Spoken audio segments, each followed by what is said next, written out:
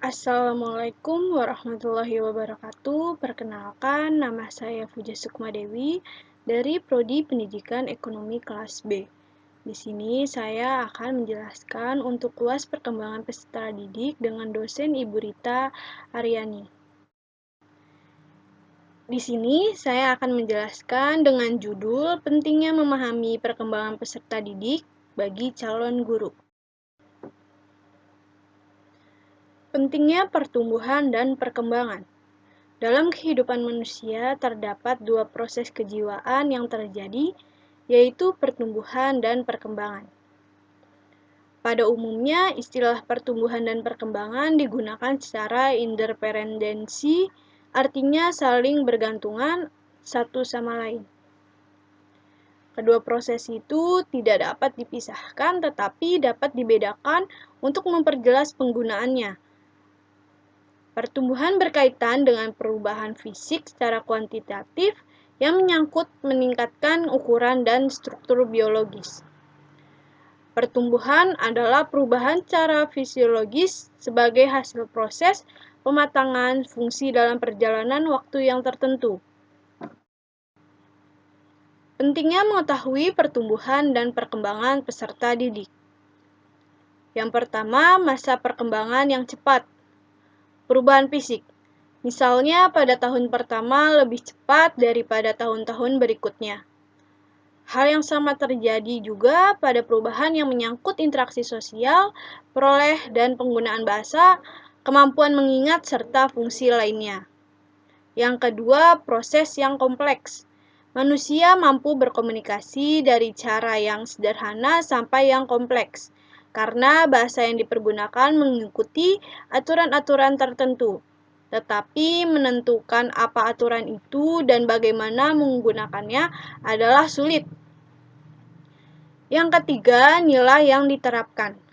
Penelitian tentang tahap awal perkembangan sosial yang secara relevan berkaitan dengan orang tua, tentang peranannya dalam kehidupan sehari-hari, percobaan tentang strategi pemecahan masalah pada anak akan diberikan informasi berharga mengenai metode mengajar yang baik. 4. Masalah yang menarik. Anak merupakan makhluk yang mengagumkan dan penuh teka-teki serta menarik untuk dikaji.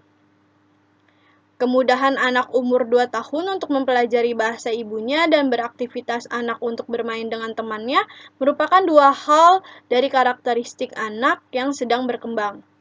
Misalnya, banyak lagi hal-hal yang berkaitan dengan perkembangan anak yang merupakan misteri dan yang menarik. Manfaat mempelajari perkembangan peserta didik bagi pendidik. Ada beberapa keuntungan. Yang pertama, kita akan mempunyai ekspektasi yang nyata tentang peserta didik. Misalnya, akan diketahui pada umur berapa peserta didik mulai berbicara dan mulai mampu berpikir abstrak, atau akan diketahui pula pada umur berapa peserta didik tertentu akan memperoleh keterampilan perilaku dan emosi khusus. Yang kedua, pengetahuan tentang berkembang peserta didik akan membantu kita untuk merespon sebagaimana mestinya pada perilaku tertentu dari peserta didik. Yang ketiga, pemahaman tentang perkembangan peserta didik akan membantu mengenali berbagai penyimpangan dari perkembangan yang normal. Cara mudah memahami perkembangan peserta didik. Guru pintar harus memastikan instrumen-instrumen yang digunakan untuk mengetahui perkembangan peserta didik atau siswa dapat mencakup semua ranah perkembangan. Mengenal karakteristik peserta didik atau siswa adalah salah satu cara mengetahui perkembangan siswa. Yang pertama, observasi. Cara untuk mengamati suatu keadaan atau suatu kegiatan, tingkah laku. Yang kedua, menulis catatan anekdot. Dengan ini dapat memperoleh pengalaman yang lebih tepat tentang perkembangan siswa, mengetahui sebab-sebab yang ditunjukkan siswa, dan mencari jalan keluar sesuai dengan gejala yang ditunjukkan.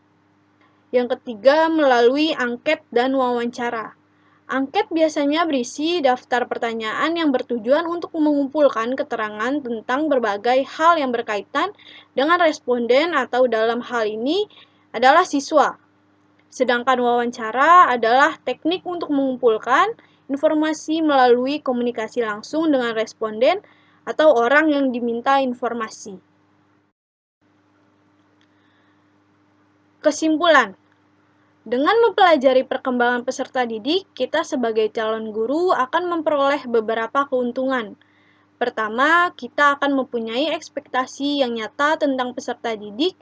Misalnya, akan diketahui pada umur berapa peserta didik mulai berbicara dan mulai mampu berpikir abstrak, atau akan diketahui pula pada umur berapa peserta didik tertentu akan memperoleh keterampilan perilaku dan emosi khusus.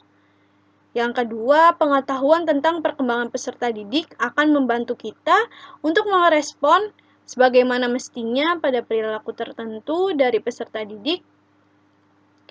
Dan yang ketiga, pemahaman tentang perkembangan peserta didik akan membantu mengenali berbagai penyimpangan dari perkembangan yang normal. Terima kasih, kurang lebihnya mohon maaf. Wassalamualaikum warahmatullahi wabarakatuh.